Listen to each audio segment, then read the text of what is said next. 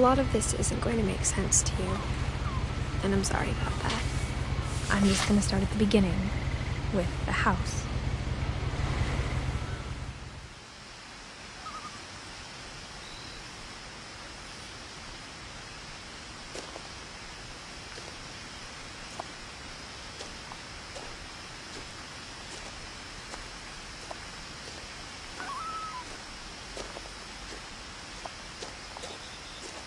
I lived here until I was 11, but I wasn't allowed inside half the rooms.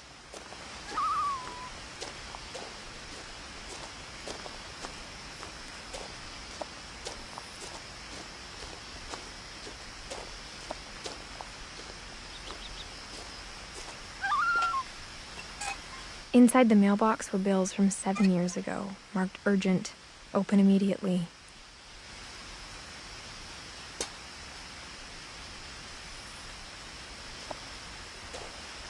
I hadn't been back since my brother Lewis's funeral.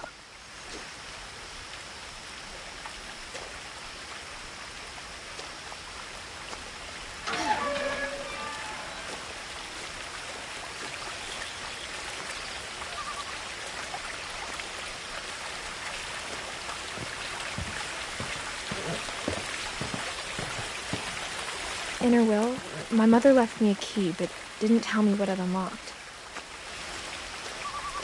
Maybe she thought I'd know. Or she thought that the mystery would be enough to bring me back.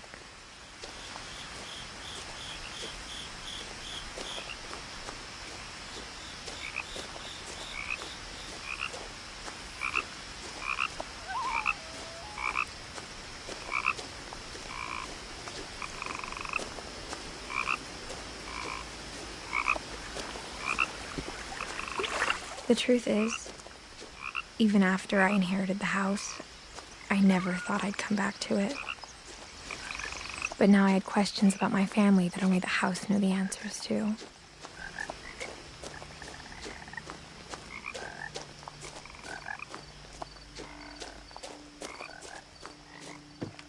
The woods around the house have always been uncomfortably silent, as if they're about to say something but never do.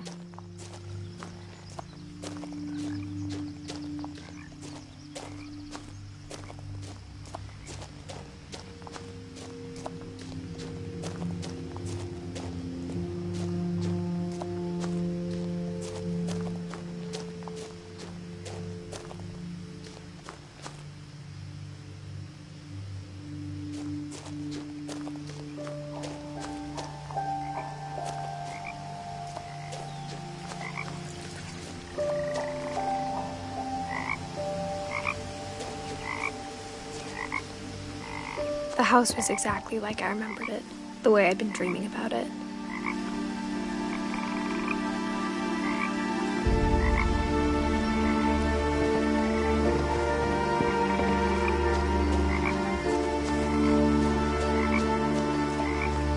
As a child, the house made me uncomfortable in a way I couldn't put into words.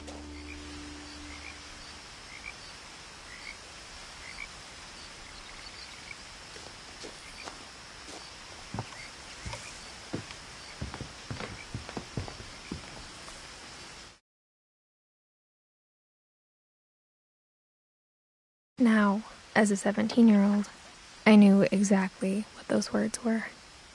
I was afraid of the house.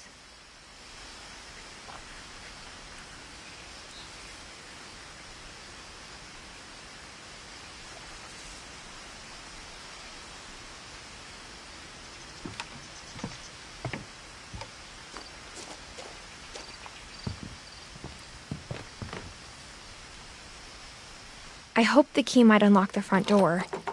It didn't.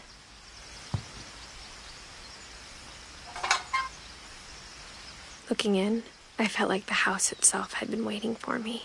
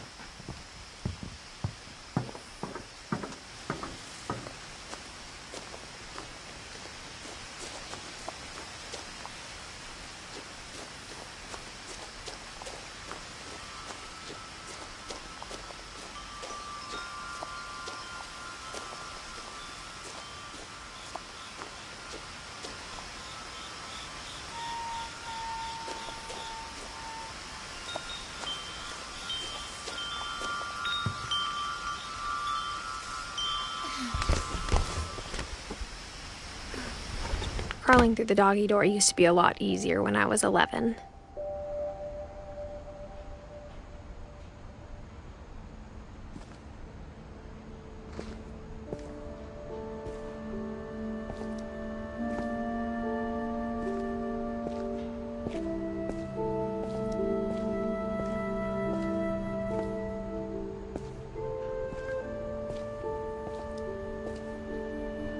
The power had been turned off the night we left.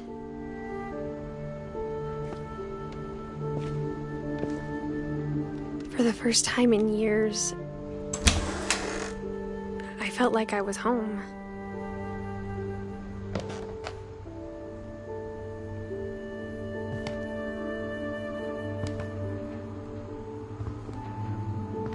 But instead of a family, there were just memories of one.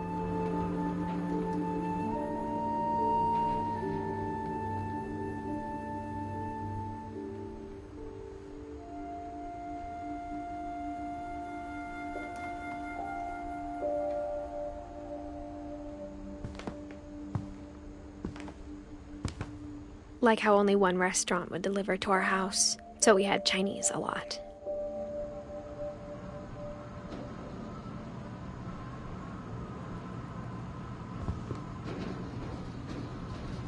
Or how after Louis started working at the cannery, we all got sick of eating salmon.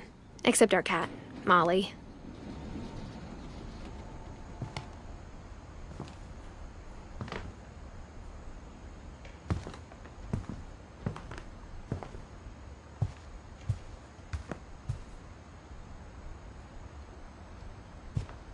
The table was still a wreck from the night we left.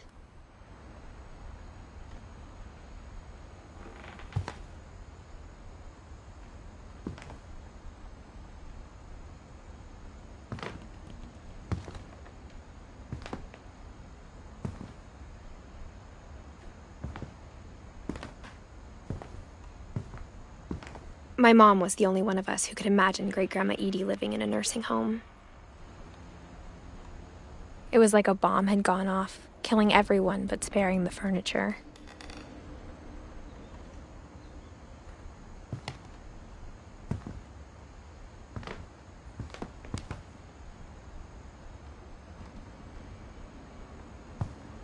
Nothing in the house looked abnormal.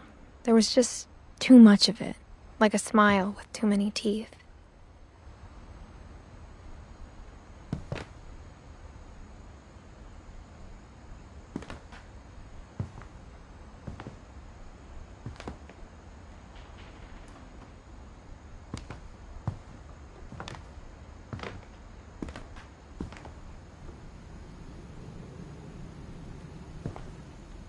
Even the fireplace had a story. Edie told me the bricks came from the original house, after it sank.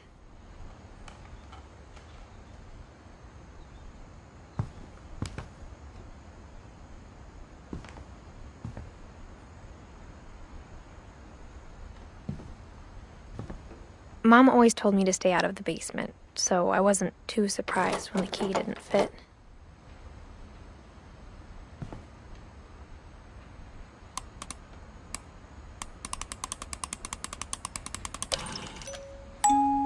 Great-Grandpa Sven built a music box for Barbara, along with the rest of the house.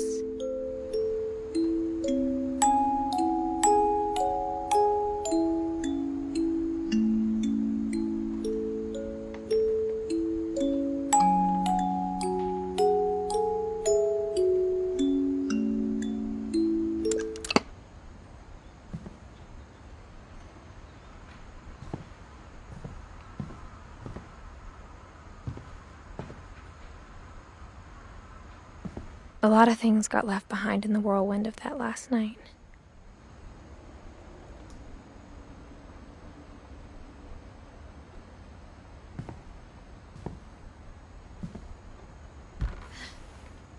Edie told me once that every Finch who ever lived is buried somewhere in the library.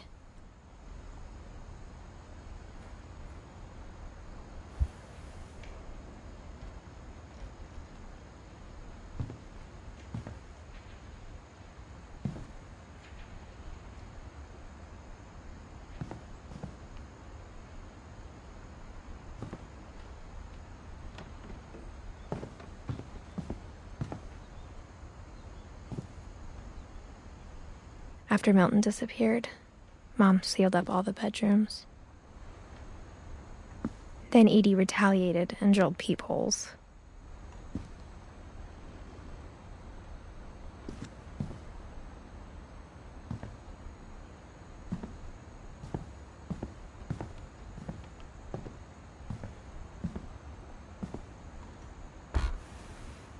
My Grandpa Sam spent 7 years sharing a room with his dead brother, Calvin.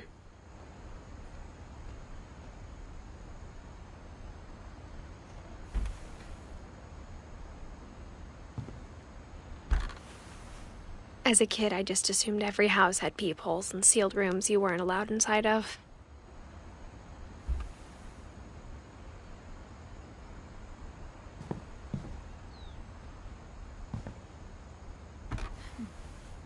The last time I was in Edith Sr.'s room, I was 10 and she was painting my portrait.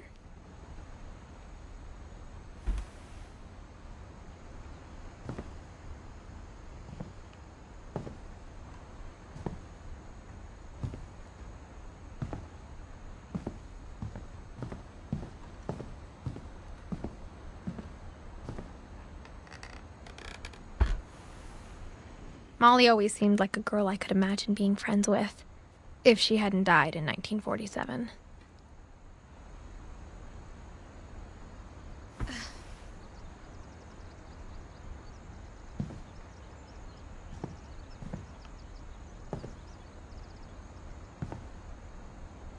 I spent a lot of time playing in Great Uncle Walter's room.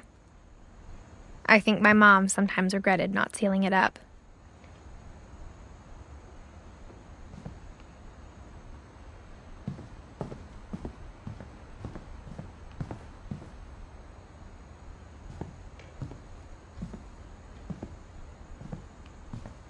Lewis told me there were secret passages, but I never believed him.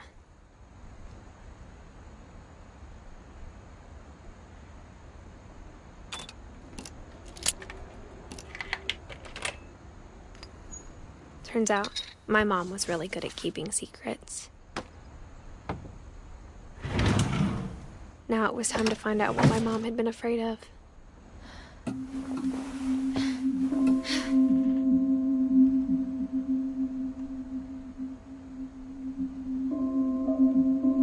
Reading this, maybe it sounds like I had a plan.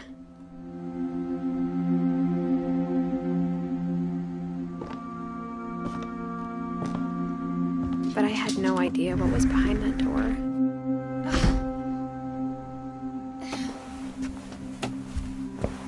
Just like I had no idea where all this was gonna lead.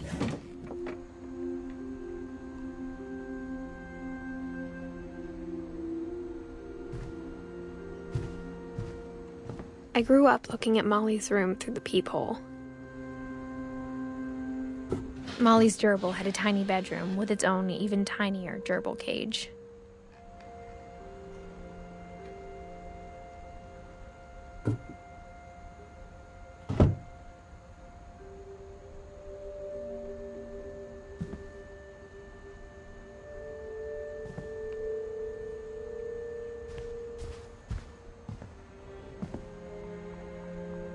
Being inside for the first time, I felt like I'd stepped behind a painting.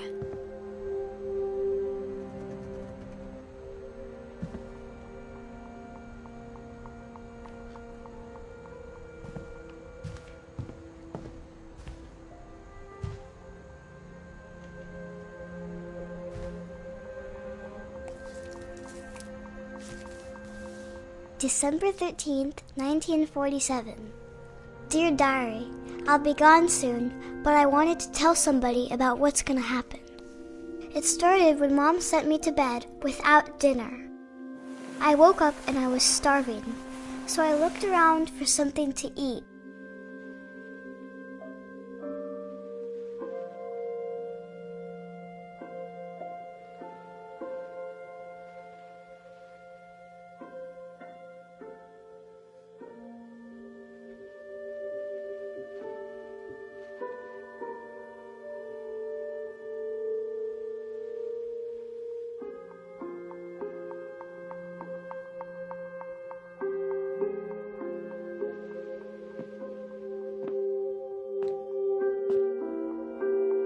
The gerbil food was dry, but I didn't mind it.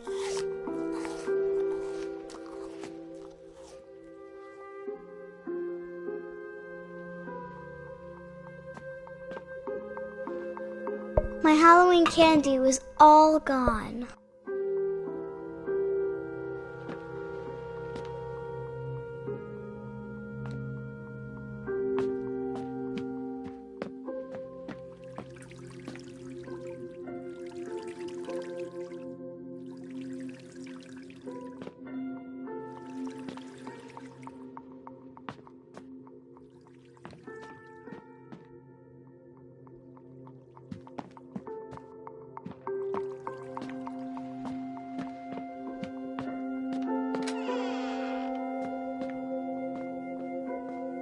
I ate a lot of things that night.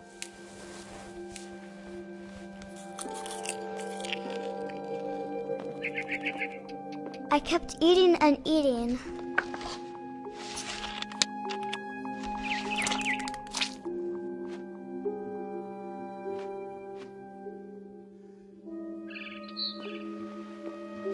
Then I heard chirping outside my window. It was a barn swallow going back to her nest. I reached out for her.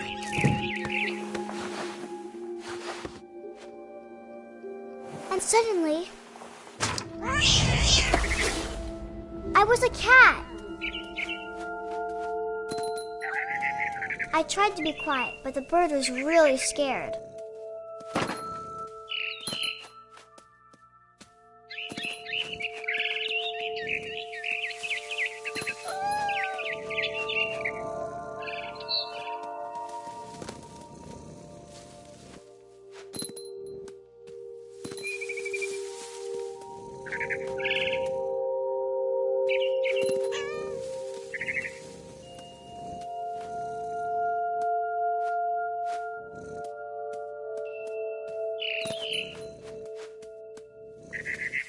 I jumped and I almost got her.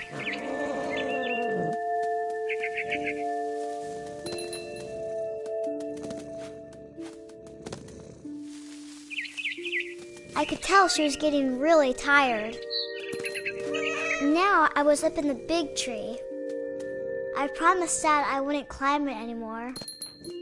All I cared about was eating that mama bird. I gobbled her up. And suddenly, I was an owl. First, all I heard was the wind. Then I heard little teeth nibbling in the grass.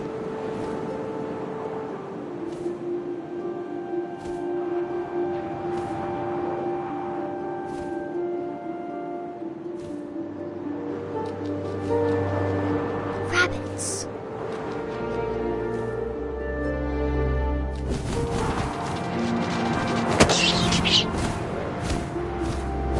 I imagined his face looking up and seeing mine through my talons. I swallowed him up, and I didn't chew one bit. Then I flew off to find something bigger.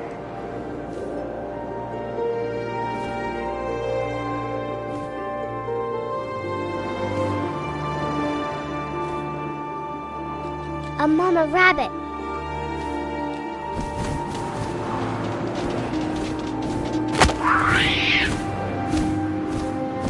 She was almost too big to carry. I started choking, but I couldn't stop eating. And suddenly, I was a shark.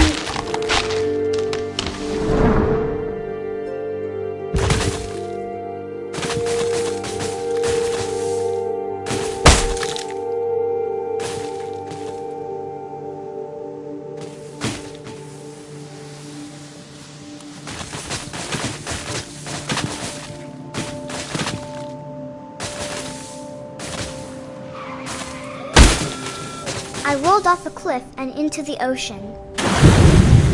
Now, I was hungrier than ever.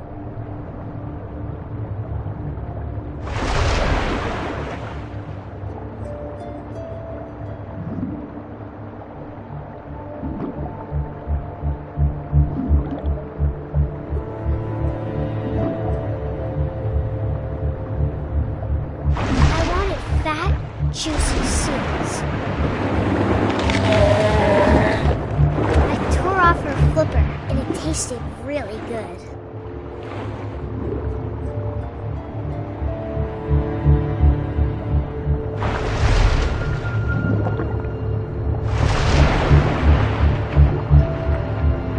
I grabbed on tight. Oh, but I was so hungry, I jumped out of the water. When I opened my eyes, everything had changed.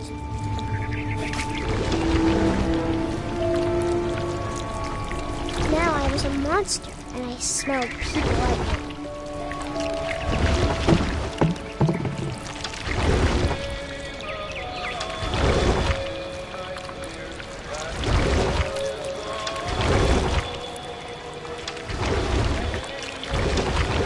I was big, but I moved real quiet. Yeah!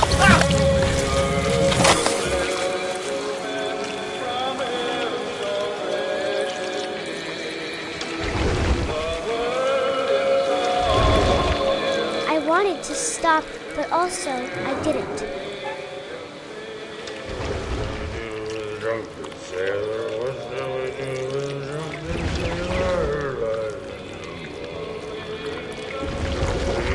Belly with a rust.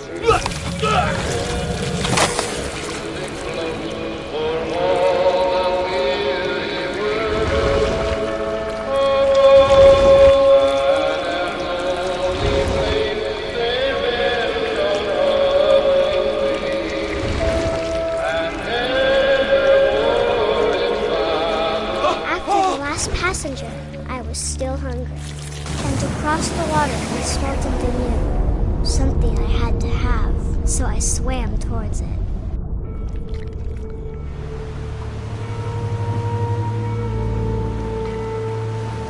I slithered onto the sand, and the good smell went into an old pipe.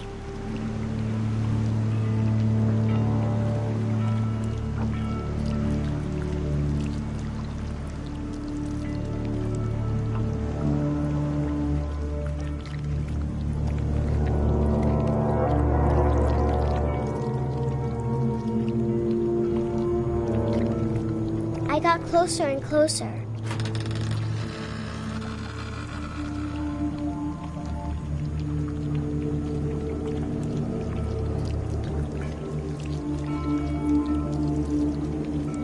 All of my stomach started growling. And suddenly, I was me again. I held my breath for a long time, but I couldn't hear anything. I think it's waiting for me to fall asleep. But it's not going to wait much longer. It needs to feed, and we both know I will be delicious.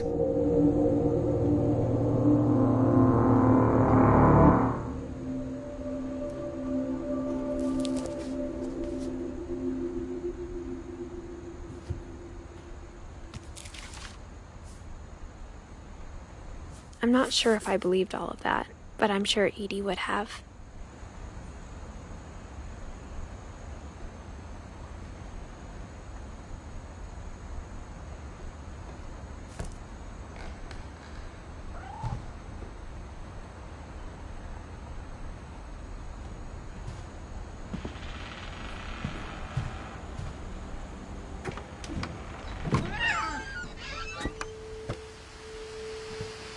This will be obvious later, but my mom never told me any of these stories. Edie would have, but Mom didn't like bringing up the past. Though, when we adopted a stray kitten, she was the one who named it Molly.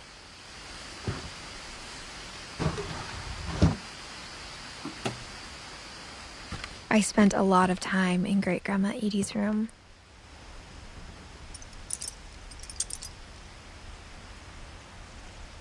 We got along, and it was a good place to hide from my mom. Louis died a week before we left, but Edie had already started to memorialize him.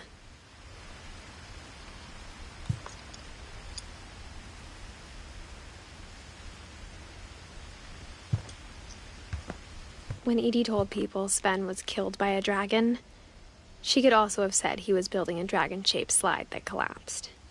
She could have, but she didn't.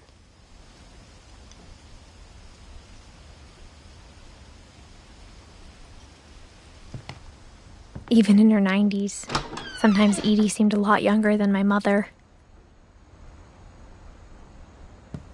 The only trace Grandpa Sam's first wife, Kay, left on the house was the pink bathroom.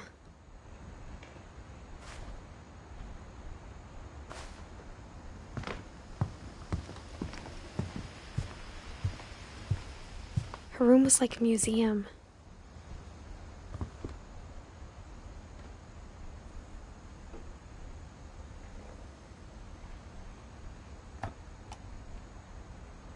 For 500 years, the Finches have been famous throughout Norway for their fortune and misfortune.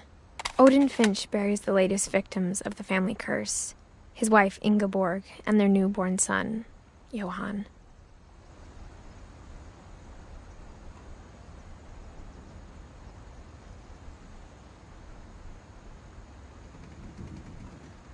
On January 7th, 1937, he set sail with his family and his house, hoping to leave the curse behind. But 40-foot waves off the coast of Washington send the house and Odin to the bottom of the sea. Odin's daughter Edie, with husband Sven and baby Molly, step ashore on their new home, Orcas Island. Odin Finch is the first to be buried in the new family cemetery. His daughter Edie is already dreaming of a new Finch house.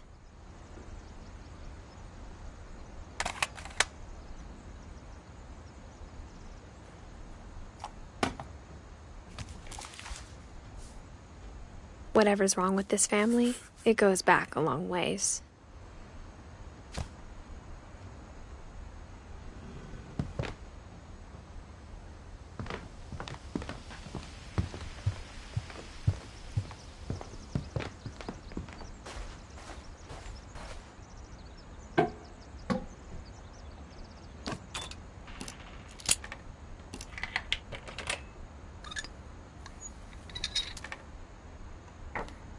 There's a secret in this bathroom. It's in the last place you would look. It isn't in the cupboard. It's hidden in this book.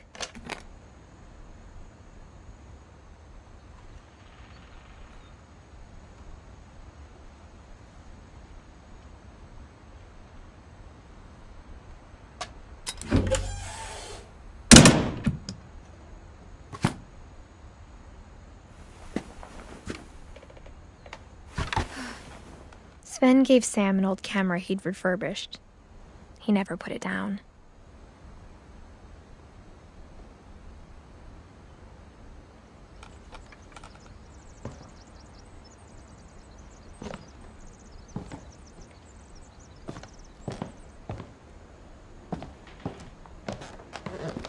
From the paintings on the wall, it was clear my brother Milton had been here before me.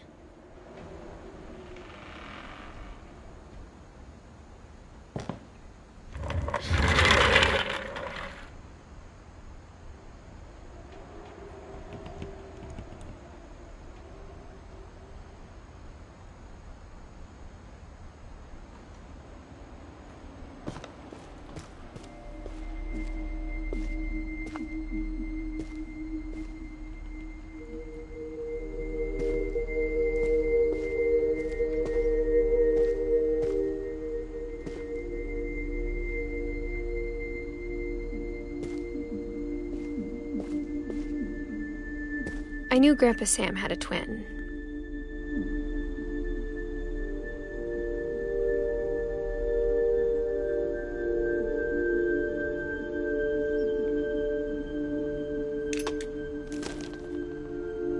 And that he never talked about him.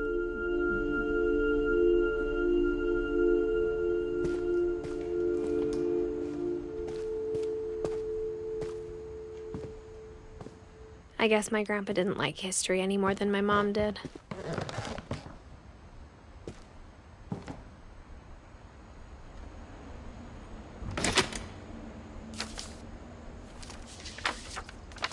How I Want to Remember My Brother by Sam Finch.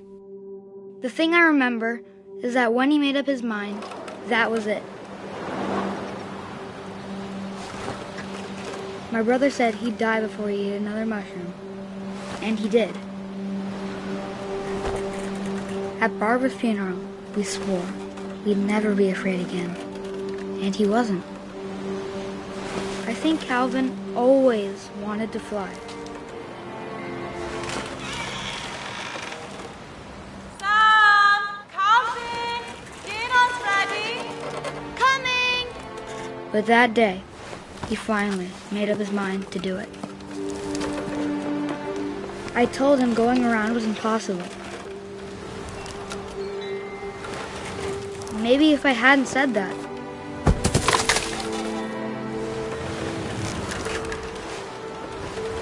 Calvin, I'm not gonna tell you again. maybe if the wind hadn't picked up, then maybe he'd still be here. But I doubt it. I think he'd already made up his mind. That's what I want to remember about my brother.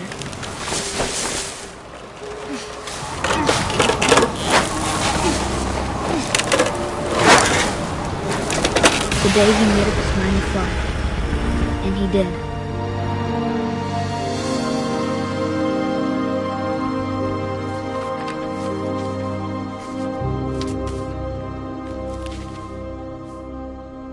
Calvin's story felt strangely familiar. When I was younger, I remember trying to do the exact same thing.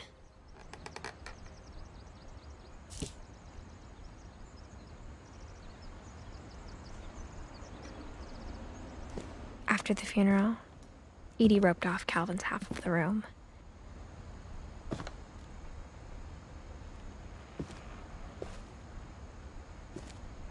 Mom said Grandpa Sam enlisted at 18 and never set foot in the room again.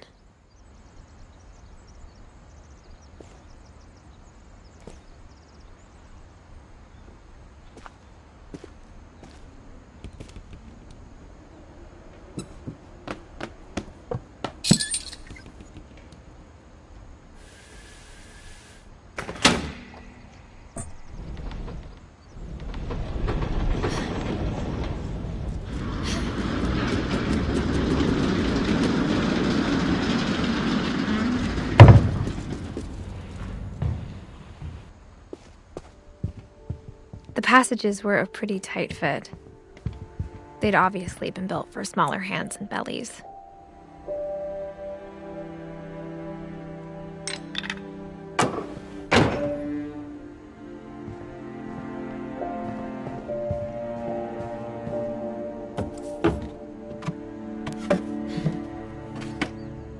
Growing up, I always thought of Barbara as a child star.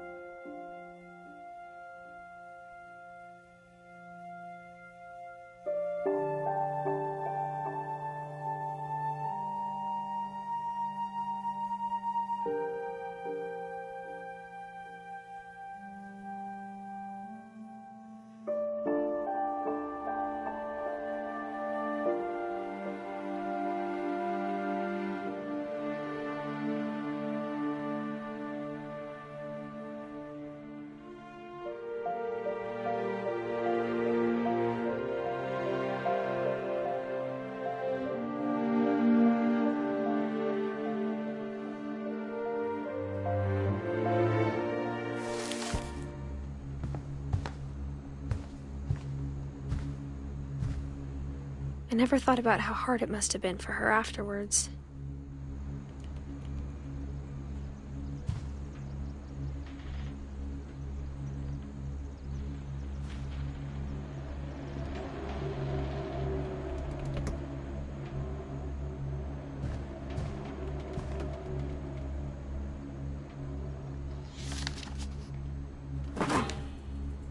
Of all the stories people wrote about Barbara's death, I'm surprised Edie saved this one.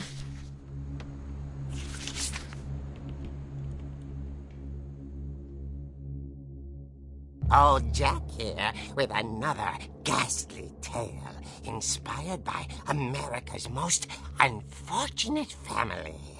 I'm calling it The Surprise Ending of Barbara Finch. As a child star, Barbara was famous for her scream. Now at 16, she was all washed up. A has-been.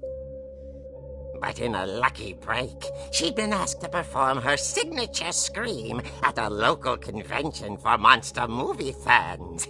It was just the boost her career needed. Unfortunately, her scream hadn't aged well. Getting better. I think you just need the right motivation. Her biggest fan and current boyfriend, Rick, was about to demonstrate when... Now that was a great scream. It was Barbara's father, Sven. He'd slipped into a table saw and had to be rushed to the emergency room. So Barbara got stuck babysitting her youngest brother, Walter. Her convention comeback was cancelled. Okay, I'm hearing frustration, but I'm not hearing terror. What if I tried... A gang of hoodlums in Halloween masks have been terrorizing Orcas Island tonight. Police are urging residents to... That came from the basement. You're right! Also, I loved your delivery on that. Why is your basement door locked? Because my dad likes making puzzles and secret passages. There's a key hidden in the music box. The secret is to keep winding and winding until finally the key pops out. Thanks, babe. I'll be back in a sec. 20 minutes later, Rick hadn't returned. So Barbara went to look for him, right on cue. She reached for the music box. And as she wound the key, she listened for Rick, but the house was silent.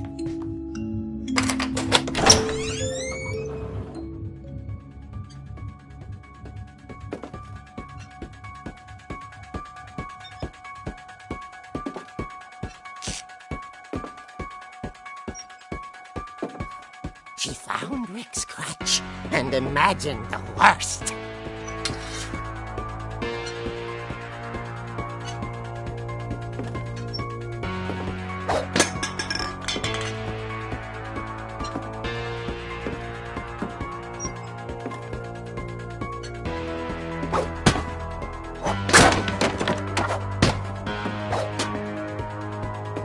The gang's leader is the infamous Hookman killer, Dr. Carl Hamill, who impaled and then ate his family 10 years ago tonight.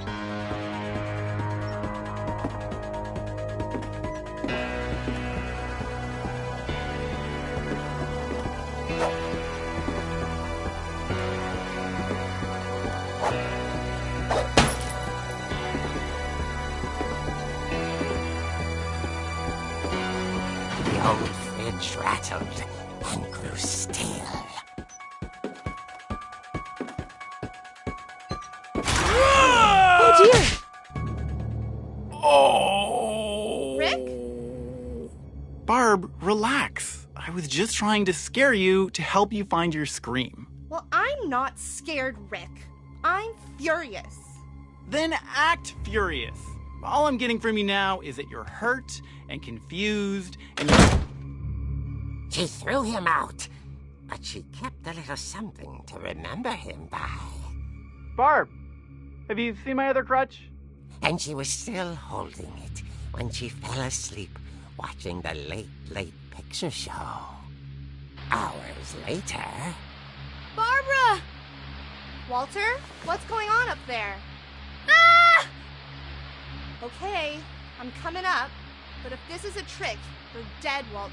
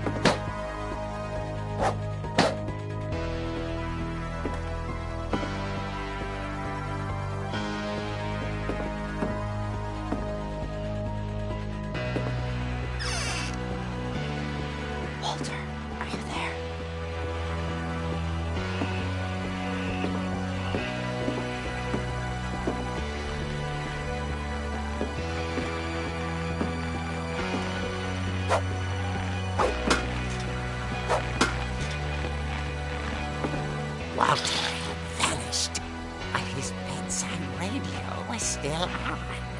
Orcas Island police describe the man as 6 feet tall, with a steel hook for a hand. Residents are urged to lock all doors and windows and notify the police of any suspicious activity. Barbara turned, saw the hook man, and was speechless. He was quite smashing.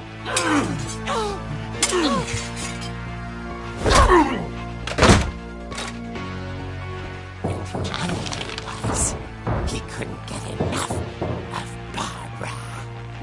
Okay, Barbara, there's gotta be another way out of here.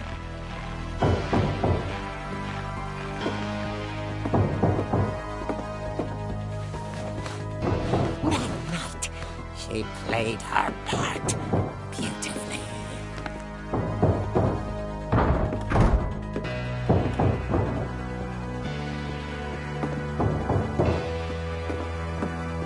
Molly's door hadn't been opened in years. The hinges groaned.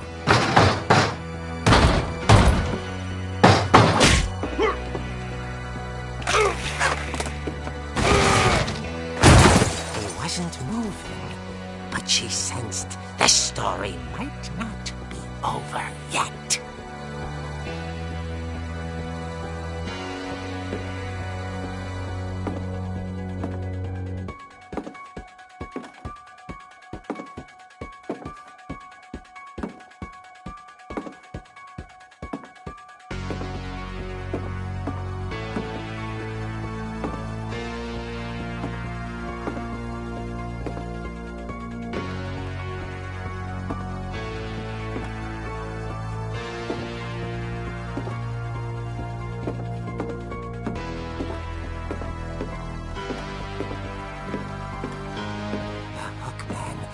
Vanished. She listened for his breathing, but all she heard was...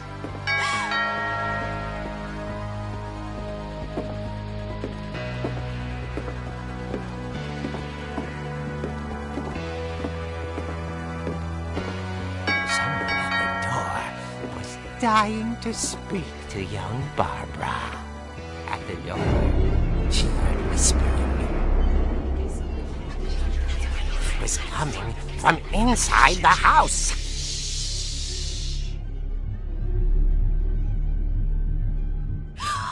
Oh dear.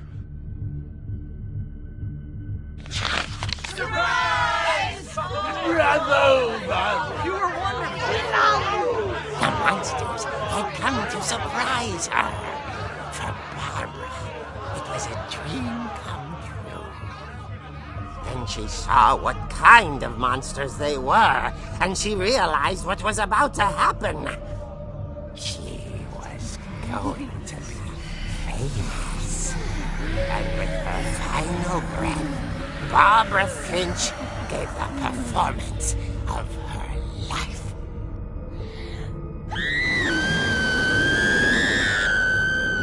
I wasn't there myself, but I hear Barbara was magnificent. Poor girl. She had a taste for stardom. But unfortunately, so did her fans. Of course, the police blamed it all on poor Rick, who disappeared the same night. And little Walter, hiding under his bed the whole time. He took it all pretty hard, but that's another story. As for Barbara, tucked inside the music box is all they ever found of her. Ear. Now that's what I call a real eerie tale.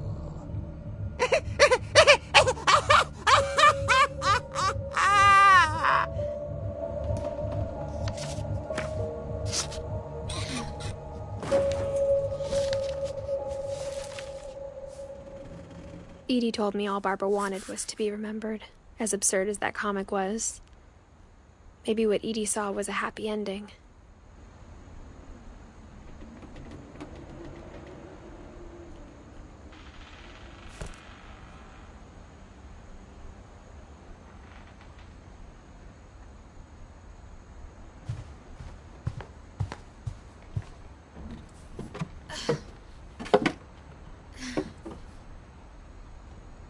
I guess now I know why Mom didn't like me playing with the music box.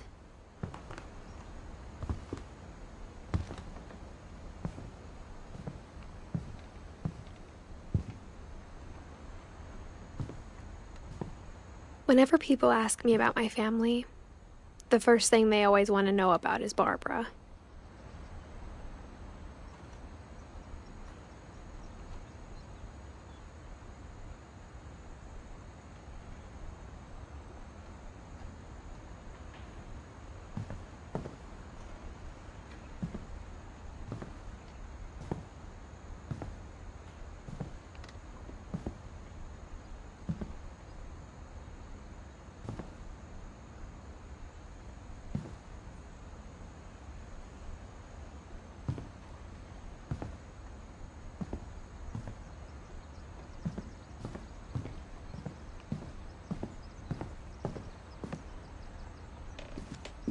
Mom must have locked the third floor stairs on the night we left.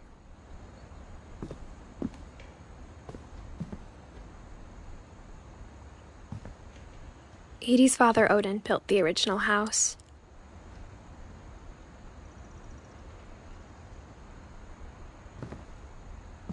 It's funny.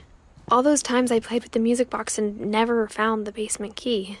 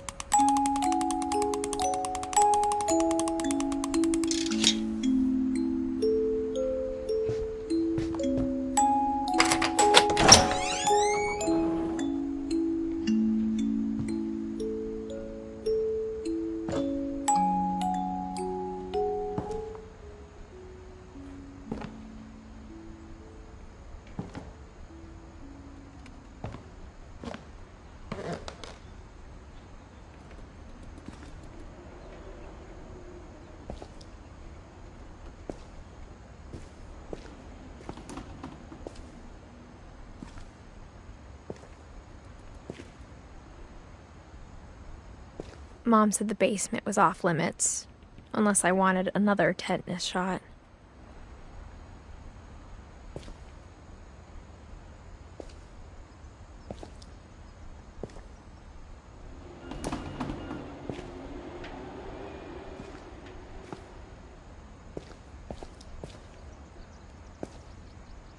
I saw Edie sneak down to the basement once, carrying packages.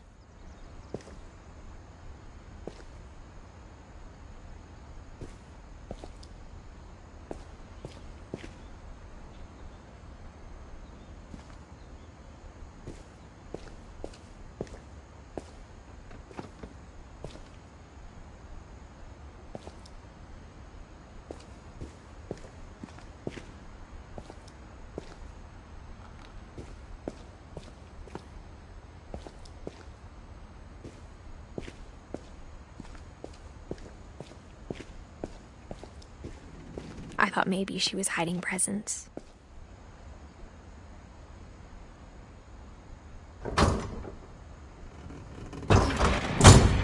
It turned out she was hiding a lot more than that.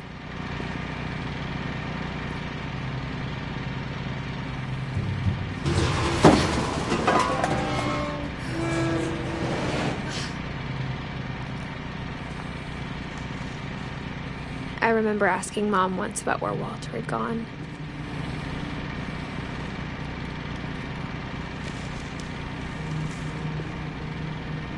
She said after Barbara died, he got as far away as he could.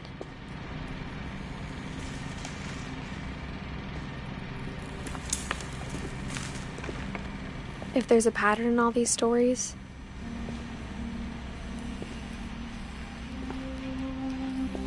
I think it's that none of us has gotten very far.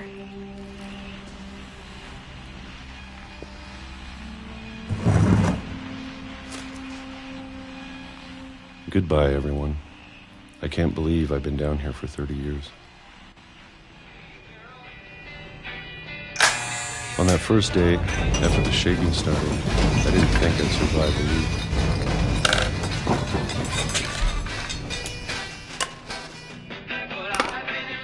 But after a few days, I settled into a routine. That's what kept me sane. Having a schedule, living for today. I always expected to be dead tomorrow. But if you wait long enough, you get used to anything.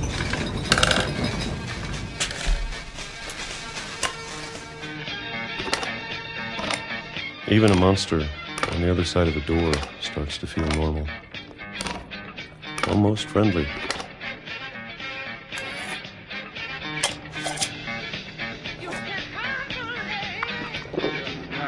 And then one day, everything just stopped. Whatever that thing was, it was gone. Maybe it got tired of waiting. Or maybe I just got tired of being afraid.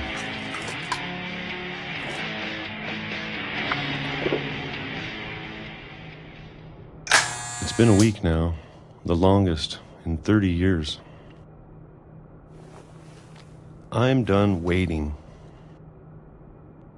I have to leave while I still can.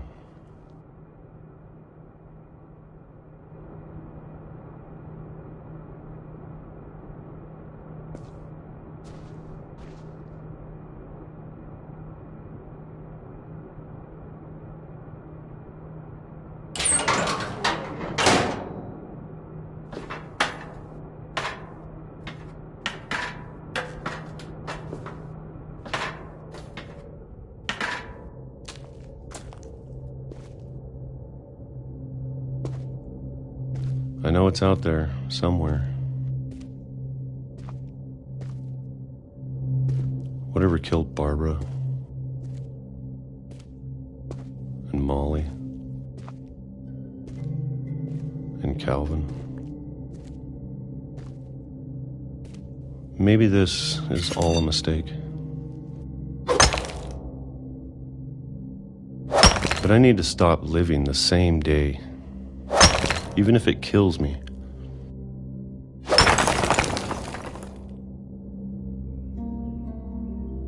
Whatever's out there, I want you to know I'm ready for it. I'm going to appreciate all of it, especially the food. I don't mind if I only have a year left. Or a month. Or a single week. I'd be happy with one real day. I can already imagine the sun on my face.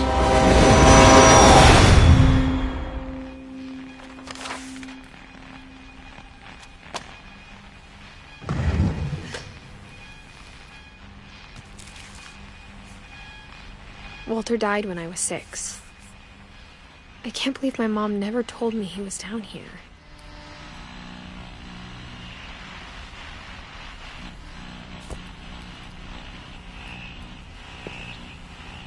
I'm sure my mom was trying to protect me.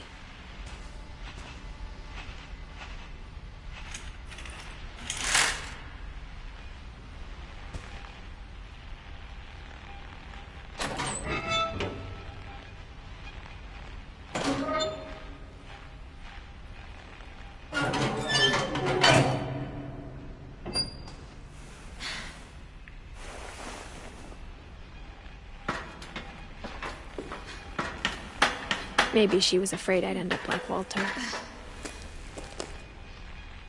But if she never told me about an uncle under the house, I can only imagine what else she was hiding.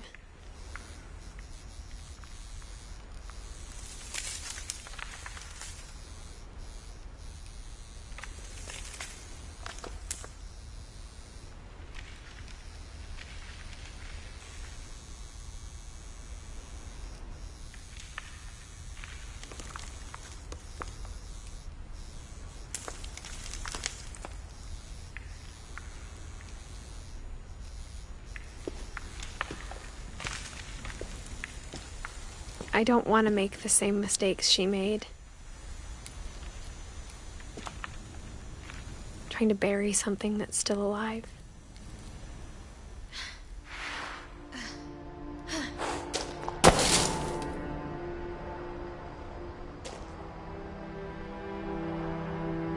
Now that there's only one of us left, or maybe two, I thought it was time I heard the stories for myself and found out what happened to everyone else.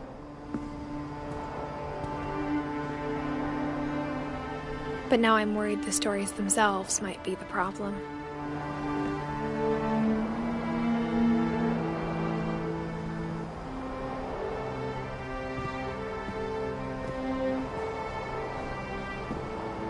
Maybe we believed so much in a family curse, we made it real.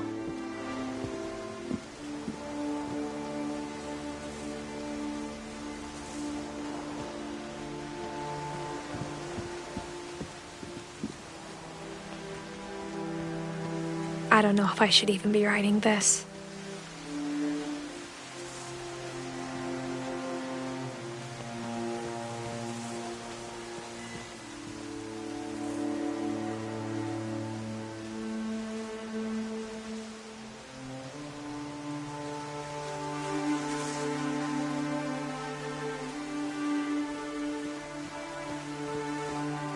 Maybe it'd be better if all this just died with me.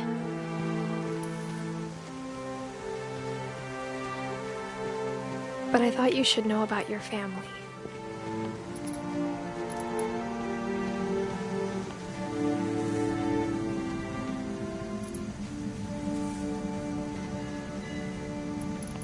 And the history you're a part of.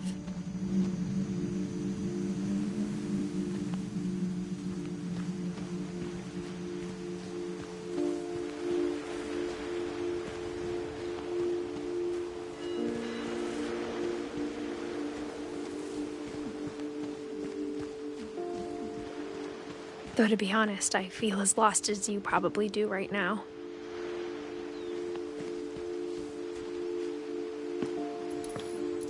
I think the people in these stories believed them, for what that's worth.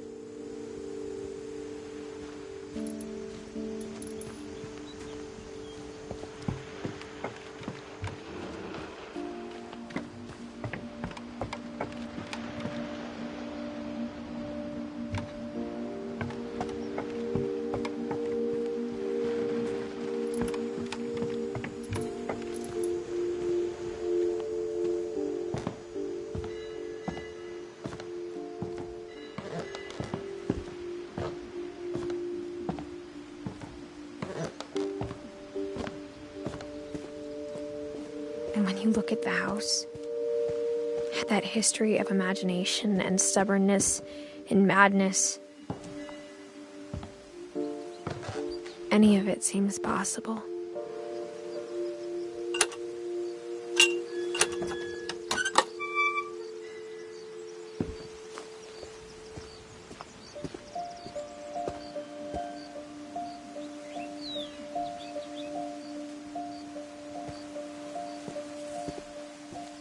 I think we've been surrounded by death for so long, we've just gotten used to it. What kind of family finishes building a cemetery before starting the house?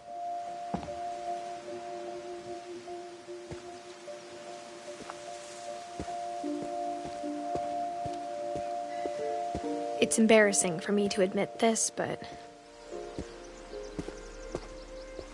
the pet cemetery made me more uncomfortable than the human one.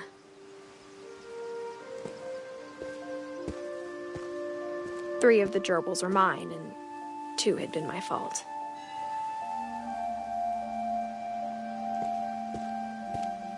Sven built the house, but it was Edie who designed the cemetery.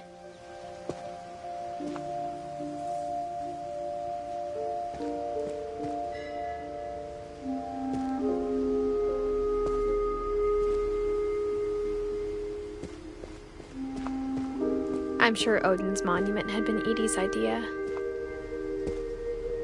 My mom was always trying to move on, but for Edie, the past never went away.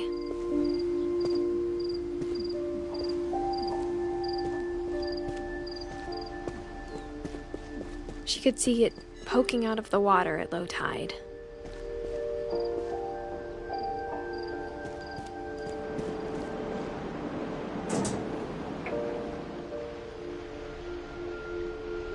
Edie said she dreamed about the old house every night.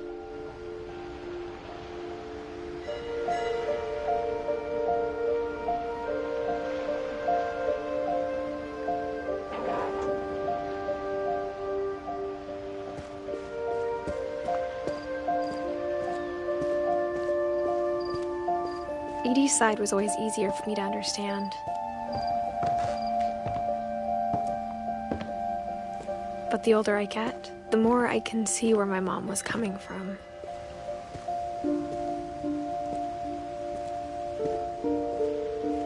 Her dad had been pretty strict, but it wasn't enough to save her brothers. She was just trying to do better.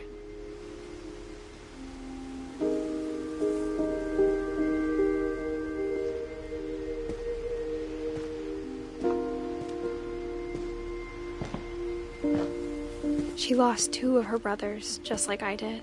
I get why she tried so hard to protect us.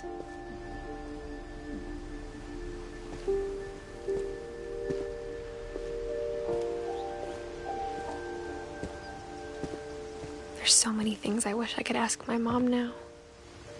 Part of me thinks this is what she wanted all along. For me to come back someday and find everything out for myself.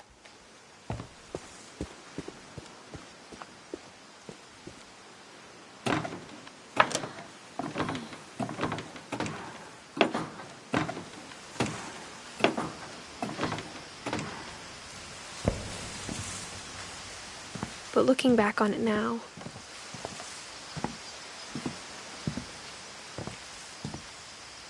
if she told me there was going to be so much climbing, I never would have come when I was 22 weeks pregnant.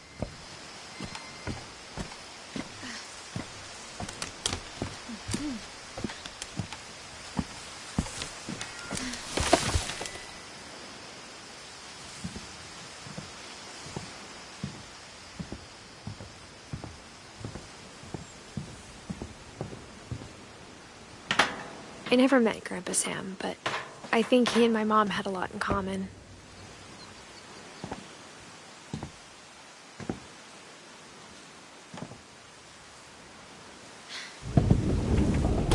They were both pretty intense. Sam spent his life shooting photos, but Mom said he got nervous being in front of the camera.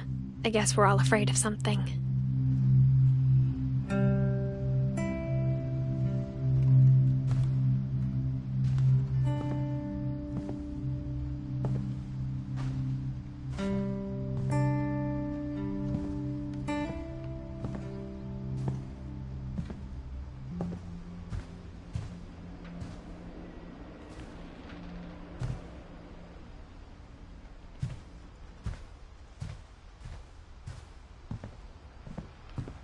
Instead of hiding from death, Sam seemed to go out of his way to meet it.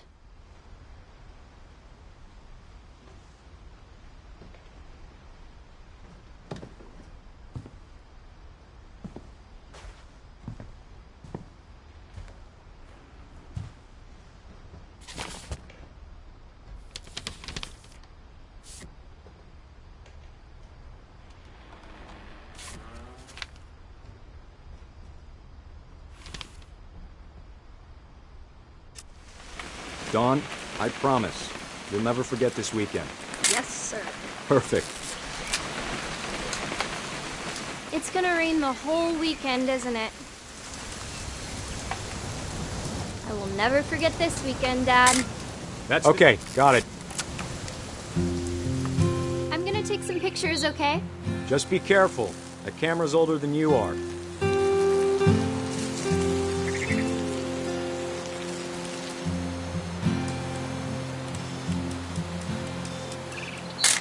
You're right, Dad. It's starting to clear up. Still freezing, though.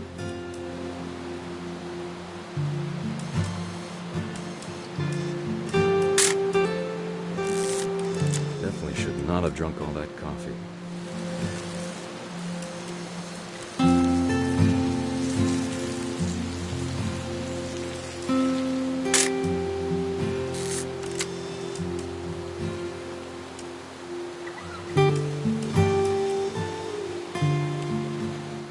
Nothing quite like being outside. Hey! That's a keeper. Hold still while I take a picture of you. I'm just saying, I'm not always gonna be here, Dawn. You'll need to remember this stuff, if you want to survive. I'll be fine, Dad. You know who else thought he was gonna be fine? Some guy who died. Dawn, I'm being serious. I know, Dad. You're always serious. Doesn't being out here make you want to chill out? Well, to tell you the truth, I haven't been out here in 20 years. Dad! Good eyes, Dawn. Before you take the shot, let me get a picture of you.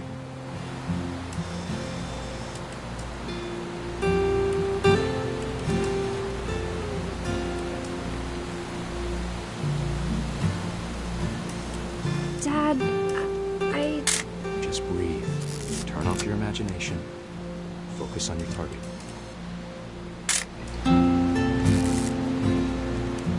Let me get behind you. Do I have to do this? Dawn, you don't have to do anything. But if you want to survive, you'll need to be strong.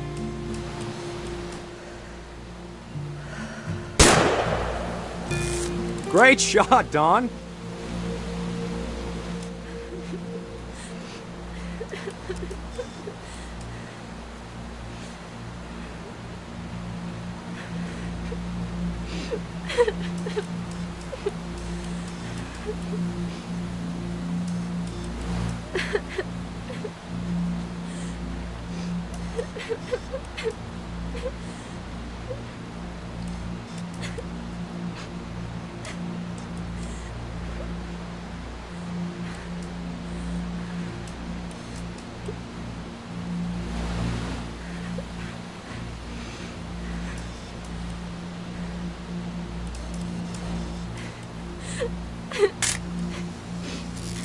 I'm proud of you, Dawn.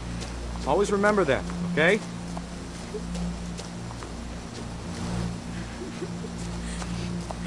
Dad, it's twitching. I think That's it's totally normal, Dawn. Just focus on the camera. Try not to think about— Dad!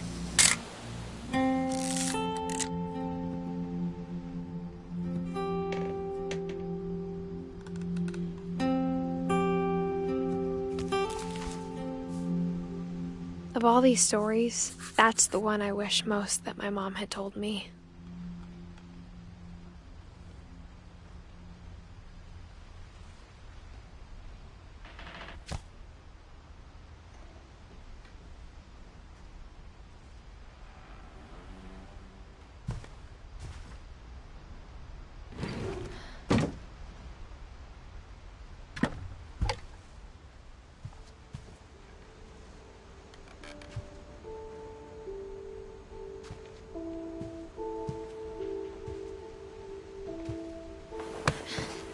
After Sam died, my mom and Edie got really close. They'd both lost a lot.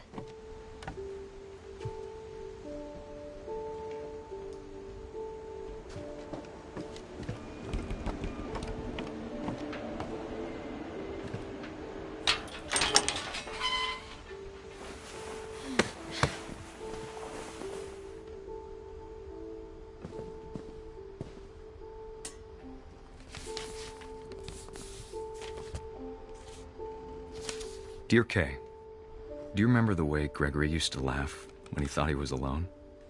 Like something funny was happening, but only he could see it.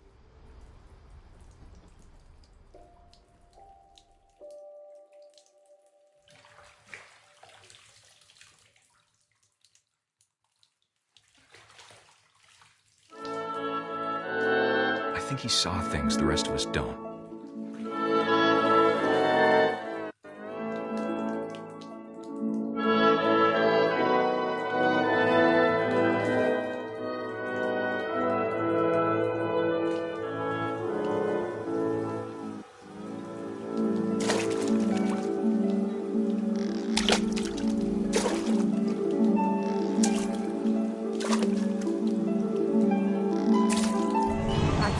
Gregory, it's time to... Hold on, sweetie. Hello? Sam, I told you I don't want to talk right now. I wonder what he saw.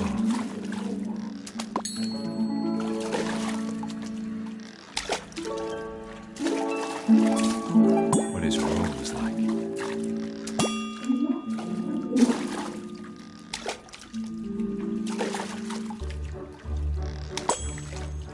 He reminded me so much of Calvin. Lost in his imagination.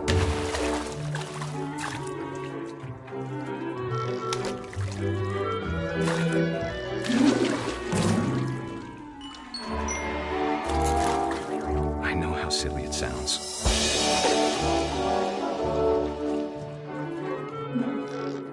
But I worried about a baby being too happy.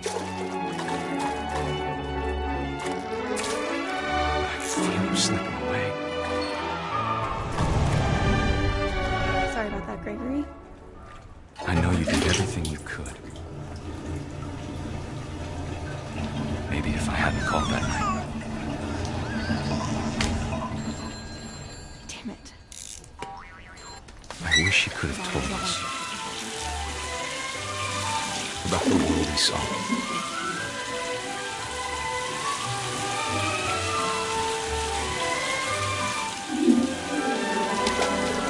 There's so much I don't understand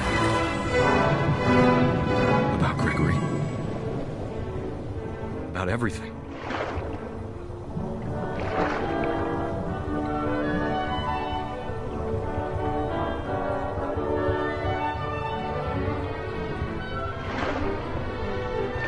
But I know what happened wasn't your fault.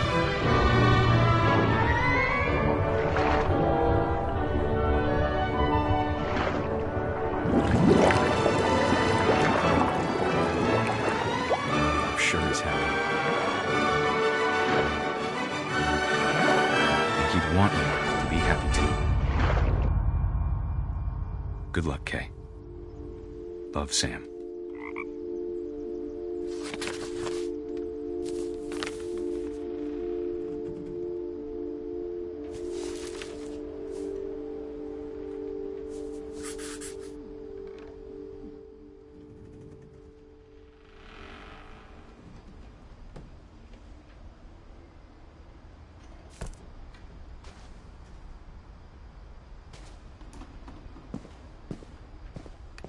I can't imagine my mom ever writing poetry, and yet... A poem for Gus, who always said the wedding was a bad idea.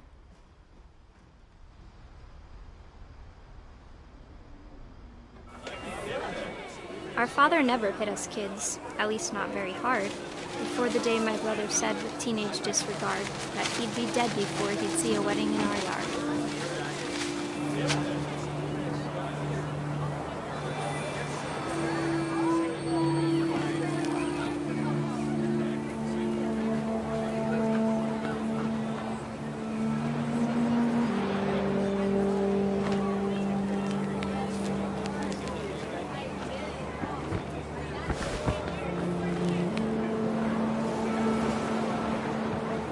My father made him come, of course, but Gus stood far apart, just flew his kite and bottled up the storm inside his heart.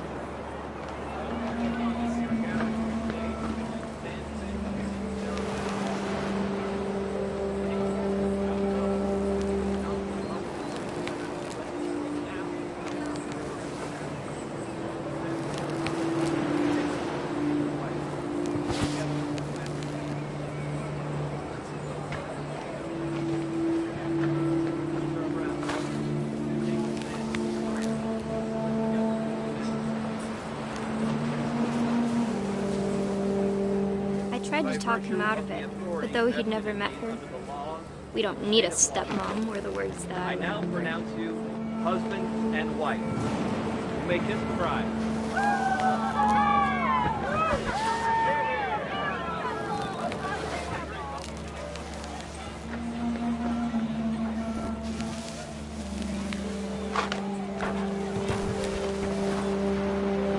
When the time for photos came, Dad ordered him to come here.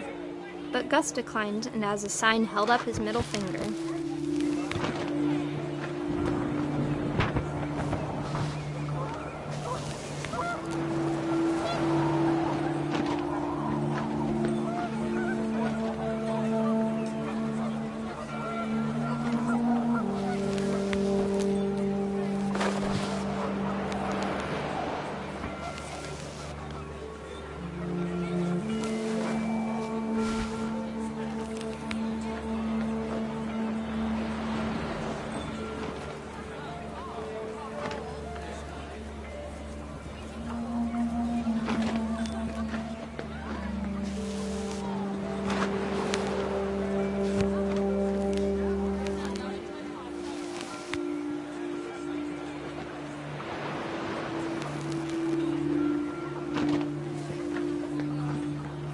The wind picked up, and panicked geese appeared and quickly went.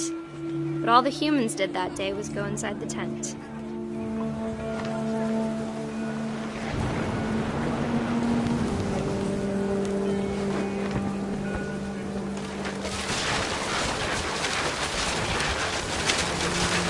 The rain came down in buckets then, but no one seemed afraid that nature might destroy the tent our dad had crudely made.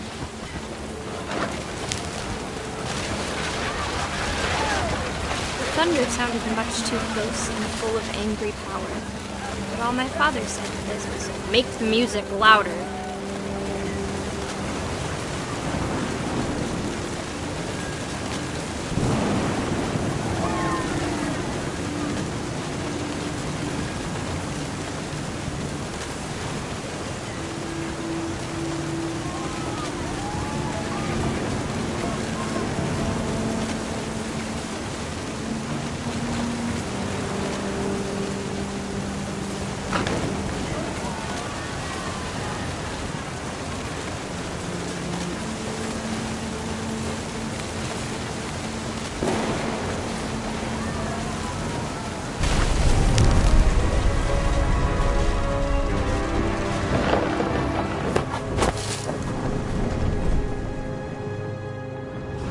I wish that I could truly say I thought about you on that day.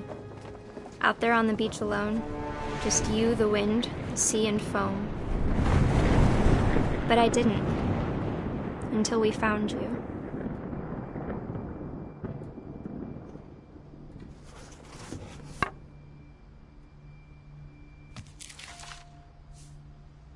She never talked about him, but Mom told me once if I was a boy, they were going to name me Gus.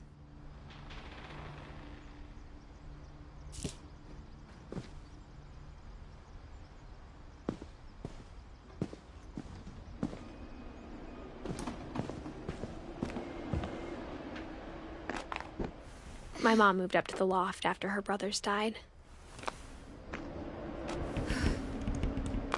At the time, it was as far away as she could get.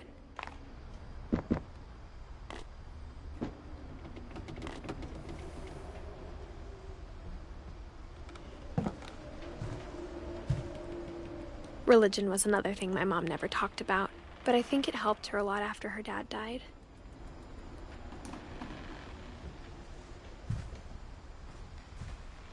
She spent a summer building houses in Calcutta, where she met my dad, Sanjay.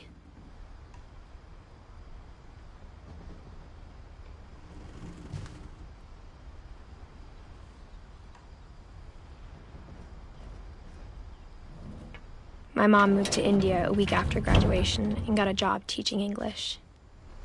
Louis was born a year later.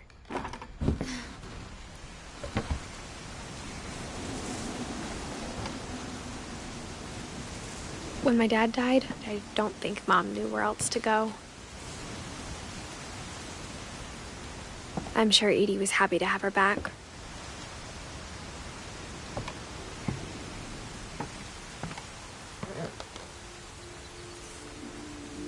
The house had to get a little bigger, but Edie was used to that.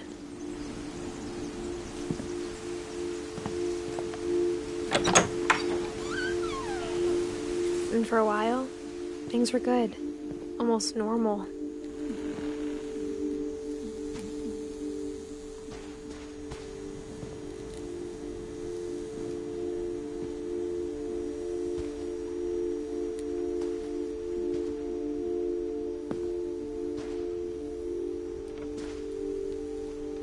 but it didn't last.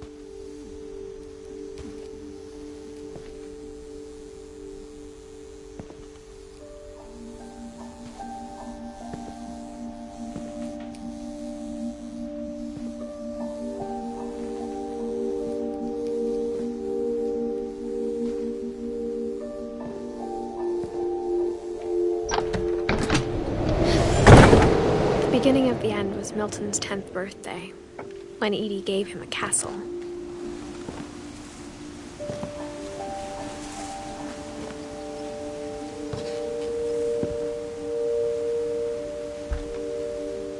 After Milton disappeared, the only thing he left behind was a room full of paintings.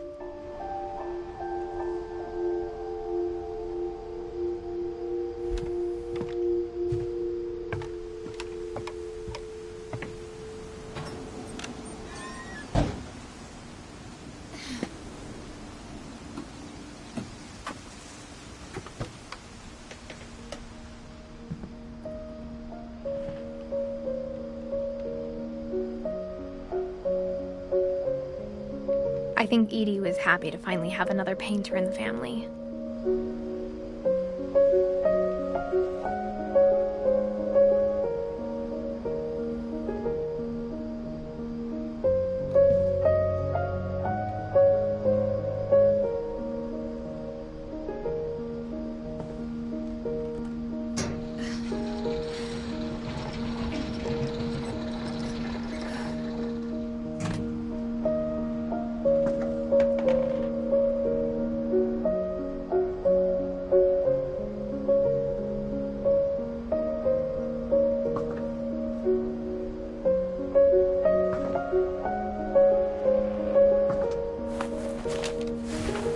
Milton Finch in The Magic Paintbrush.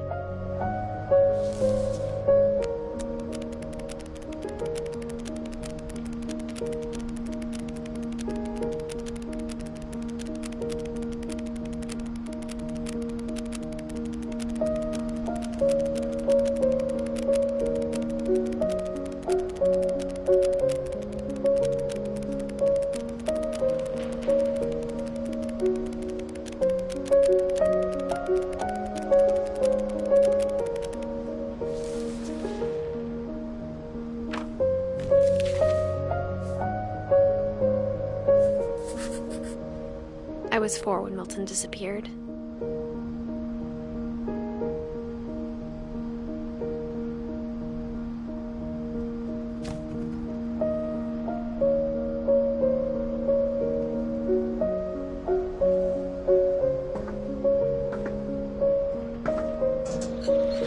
Mom spent months searching for my brother. Then she sealed the doors.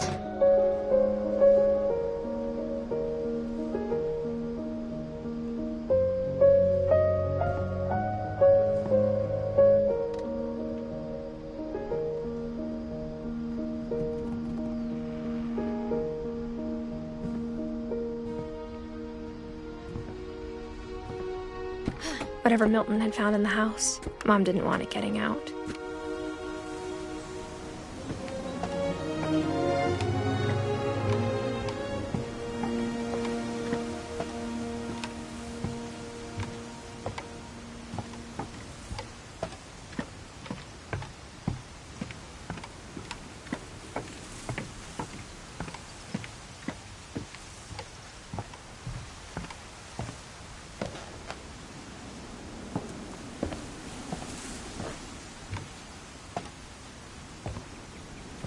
Mom definitely blamed Edie, but I think Louis blamed himself. After he graduated, he just spent more and more time in his room, until Mom got him a job at the cannery.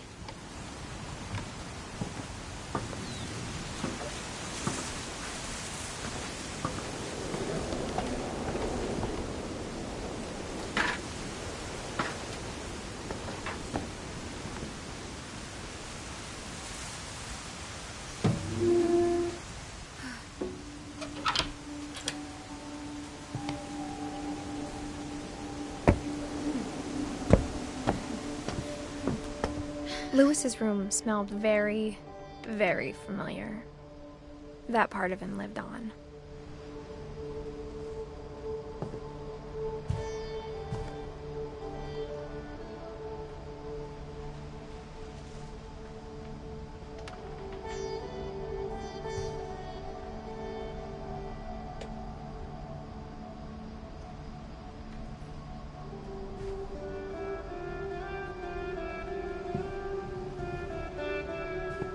Lewis and I spent a lot of time playing games together, but he was surprisingly bad at them.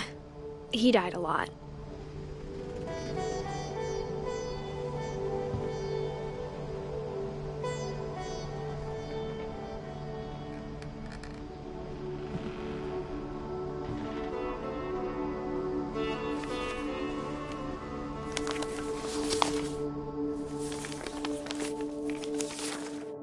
Dear Mrs. Finch, as Lewis's psychiatrist, I can understand your desire for an explanation. As I see it, the trouble began in January, shortly after we convinced your son to seek treatment for substance abuse. Newly sober, I believe Lewis first noticed the monotony of his daily life.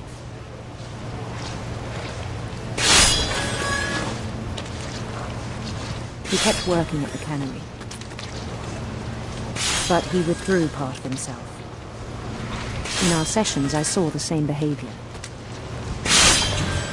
His mind began to wander. I asked him to describe it. He said he started small, imagining a labyrinth. He'd feel his way about. Then something moved.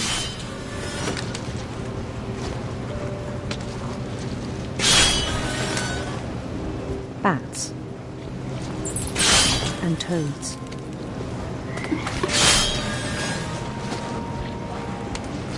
And things that have not names.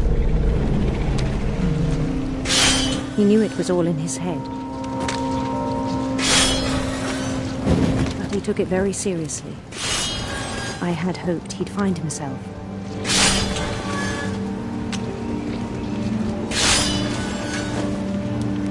But he found something more.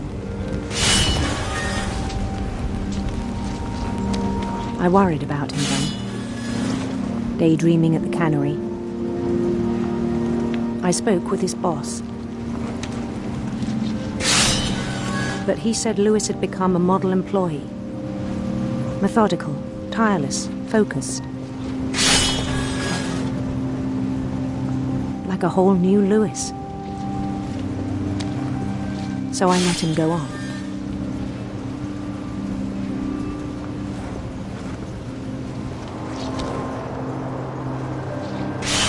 I even encouraged him.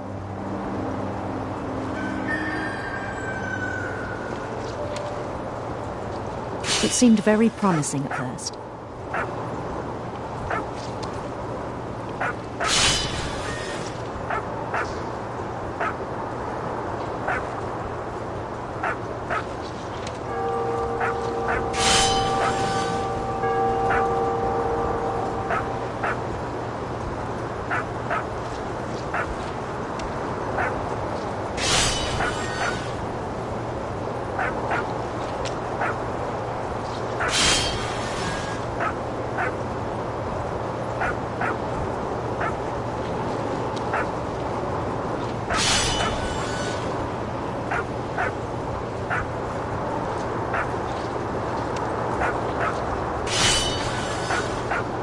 He told me he'd made a new friend.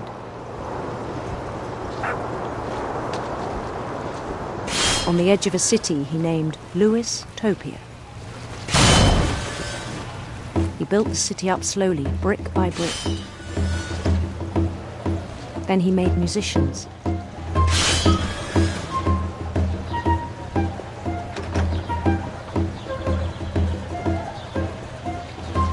And songs for them to play. He talked about starting a band. And he was always humming something. Every day his imagination grew stronger.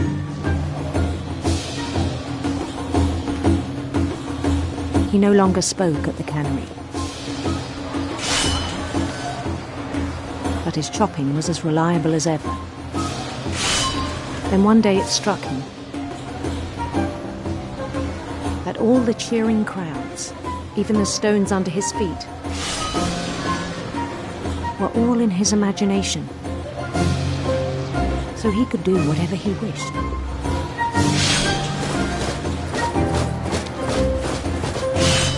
He held an election for mayor. And he won. They begged him to stay, but his mind was already wandering. It became a game for him.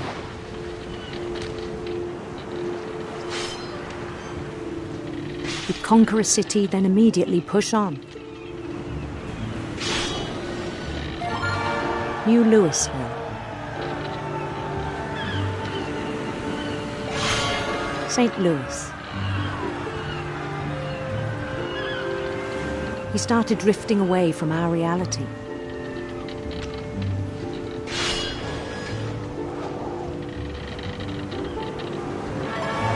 Minneapolis. Until one day he forgot to go home from the cannery. Even as his mother pleaded with him, part of Louis kept sailing on.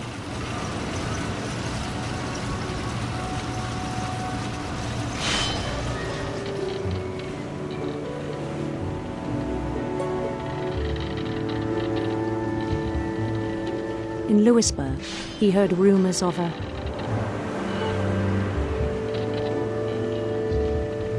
beautiful prince.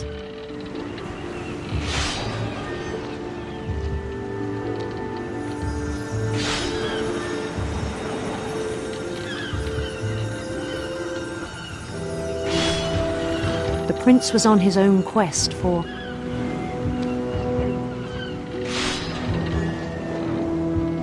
sinister serpents.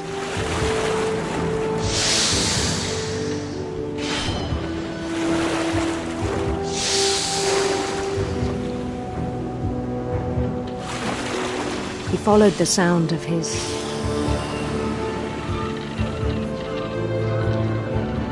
electric sitar.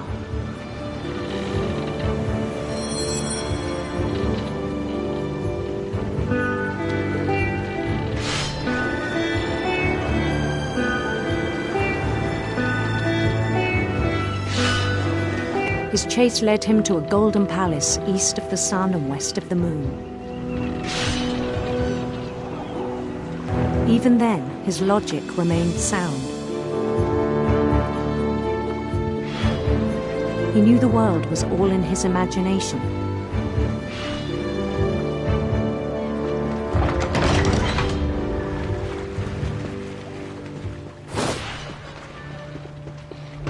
But he was so proud of having created it. In his own eyes, he'd become something greater than a king.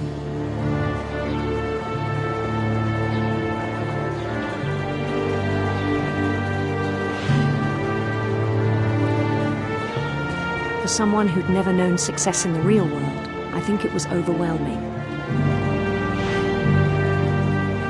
And then it struck him that the real Louis was not the one chopping salmon, but the one climbing the steps of a golden palace.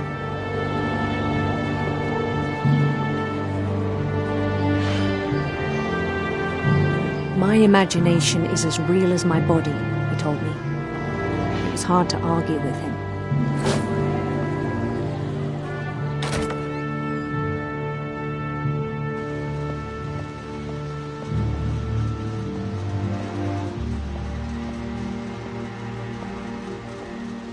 He began to forget the world we know.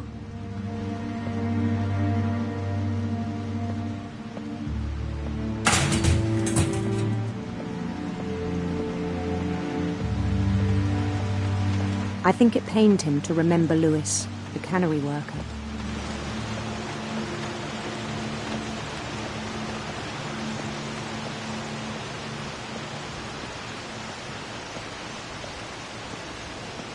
He began to despise the man with a royal contempt.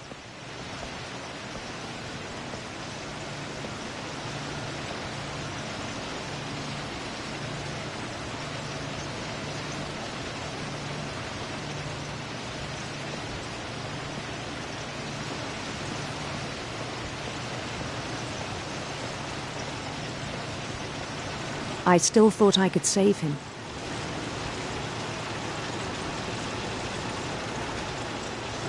Even after he said he was being crowned king over all the lands of wonder.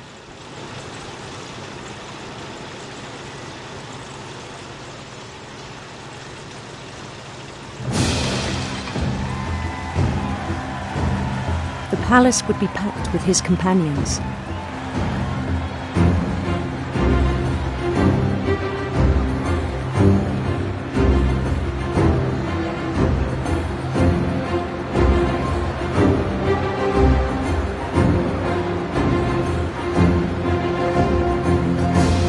Including the wise Calico who'd insisted on advising them.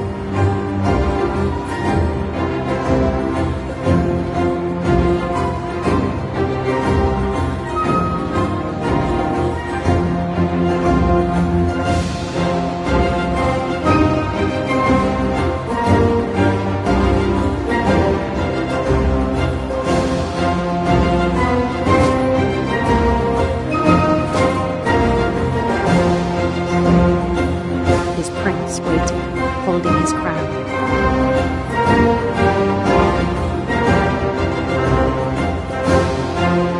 There was only one thing left to do.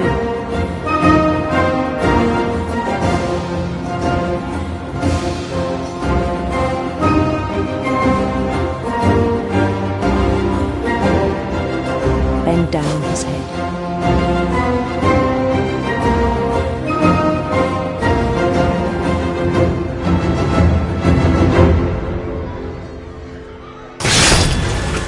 I think you know. Mrs. Finch, your son was a kind man who will be missed by all of us who knew him.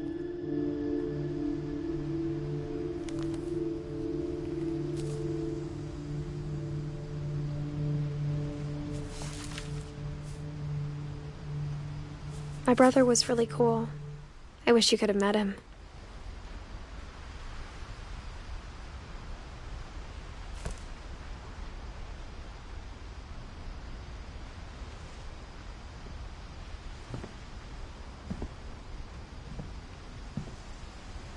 He was so proud of being Indian.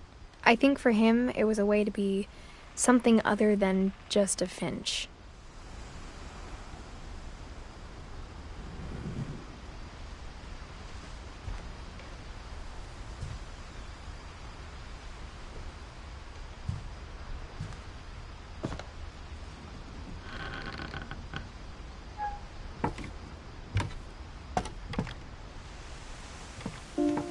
On the way back from Lewis's funeral, my mom told me to start packing.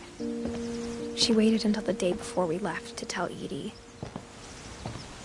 I'm not sure if she wanted to make it easier or harder.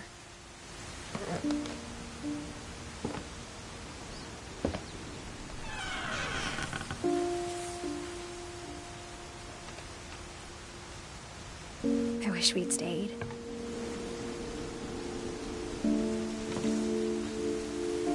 But I understand why we left.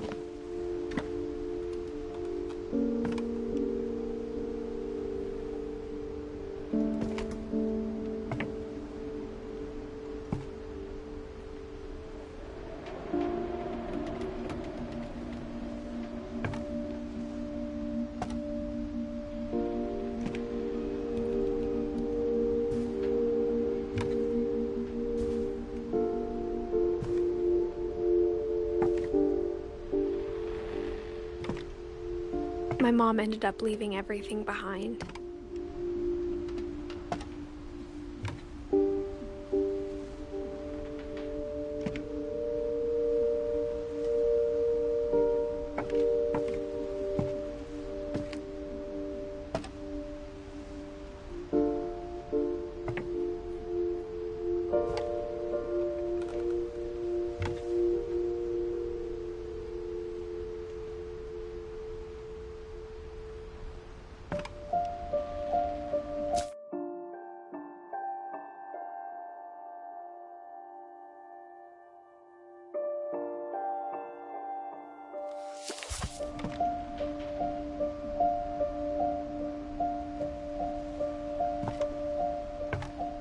What happened that night had been coming for a long time.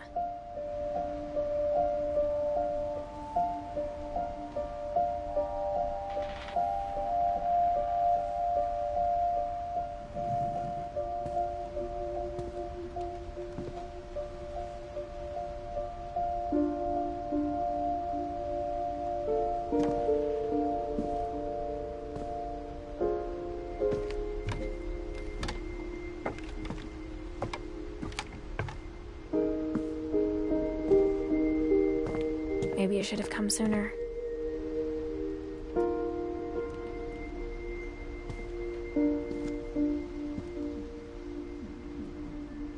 But it had to end one way or another. All that's left now is to tell you about that last night.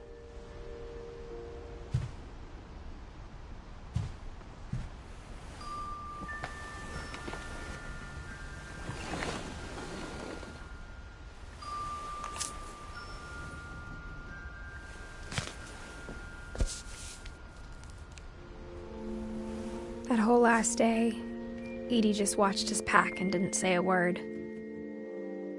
Until supper, when she raised her glass and said, "To our final night together, and all our final nights apart." Grandma, you know what I said about alcohol. Some of your medications are very Edith, specific. I left a present for you in the hallway. Why don't you go open it? The grown-ups have to argue now. I'm sorry, you're right. We're all leaving tomorrow. Let's just enjoy our last... I'm not leaving. Edith, you're excused.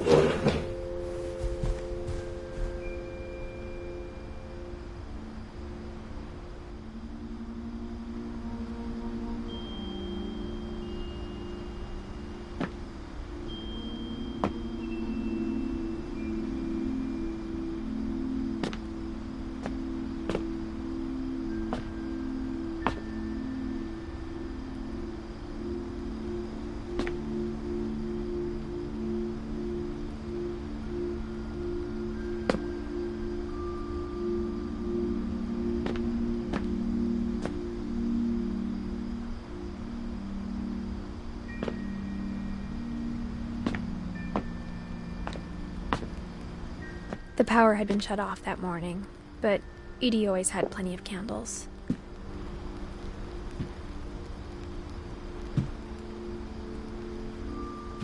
When my mom sealed the library, I don't think she knew about the other entrance. Or that Edie had a key to it.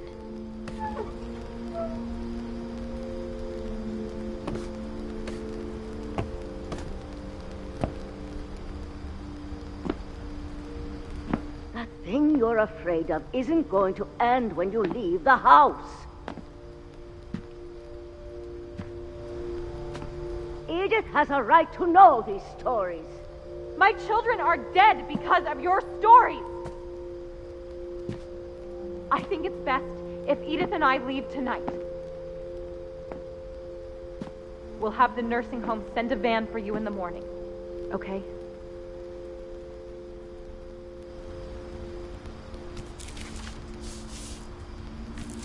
Dear Edith, there's so many stories I wish I could tell you, but there's only time for one. This is about what happened on the night you were born. That night, the tide went way, way out. It was the first and last time I ever saw the old house aground. There'd been an earthquake out in the middle of the ocean. They called it the lowest tide in 1,000 years. God, it smelled awful. You know, I've seen that house every day of my life.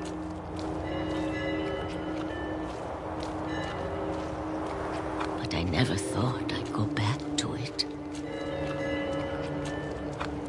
When the fog rolled in, I lost my way.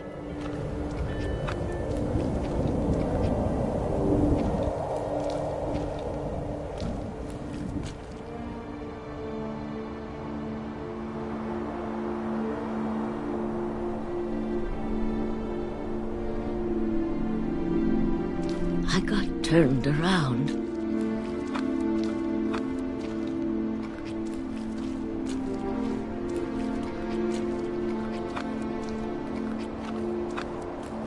I started seeing things.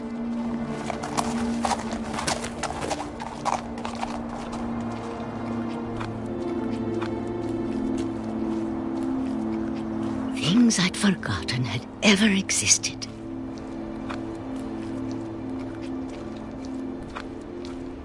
when I saw them, they felt like old friends. That night, a lot of things came back to me. Or maybe I came back to them.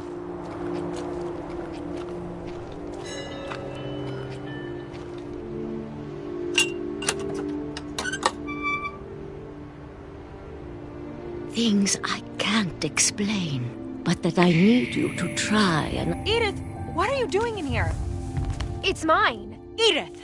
Mom, you're gonna rip it! Let go! I kicked and screamed, but Mom dragged me to the car. I never saw Great-Grandma Edie again.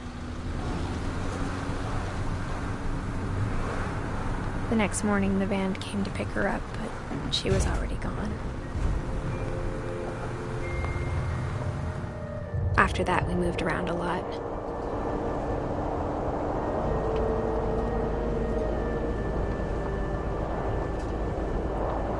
We both tried to make the best of it.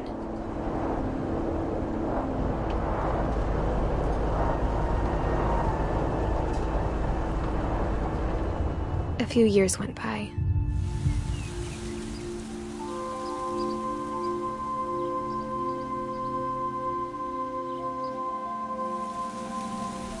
My mom didn't like to talk about it, but she started getting sick a lot. The rest happened pretty quickly. She got better for a while, and then she didn't.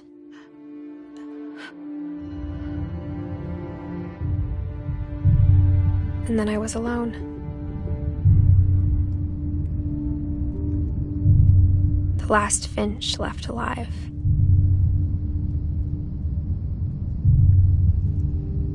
Until I found out about you.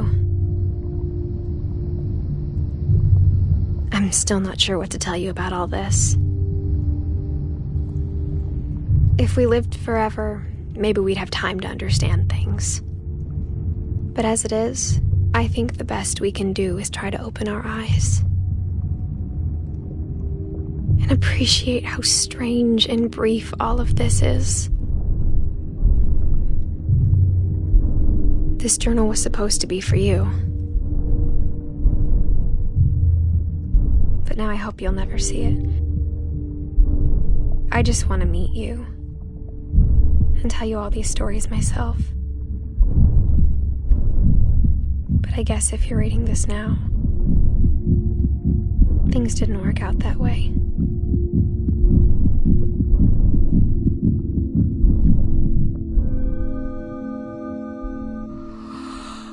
This is where your story begins.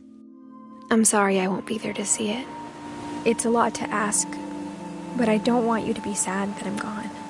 I want you to be amazed that any of us ever had a chance to be here at all. Good luck.